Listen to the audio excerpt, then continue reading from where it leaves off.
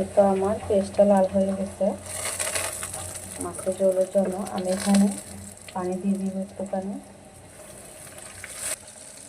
মশলা দিয়ে দিব। আমি ধনিয়া গুঁড়াটা দিয়ে দিলাম, দিয়ে দিব স্বাদ মতো লবণ,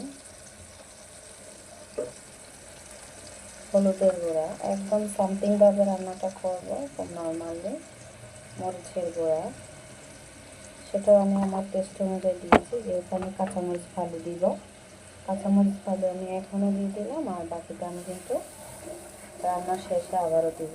কারণ এখন শীতের কাঁচামরিচ, যেরকম কাঁচামরিচের গ্রামটা মানে ফ্লেভারটা অনেক ভালো লাগে, তাছাড়া খেতেও কিন্তু মাশাআল্লাহ টেস্ট লাগে। এখানে আমি দিয়ে দিব রসুন বাটা। আমি এখানে 1 চা চামচের থেকে একটু বেশি রসুন বাটা দিয়ে দিলাম। দিয়ে মশলাটা আমি সুন্দর করে কষিয়ে এখানে মাছটা কষাবো।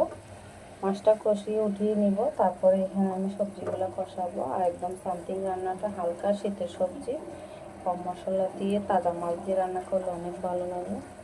মশলার তেলটা কিন্তু উঠে গেছে। এরপর আমি এখানে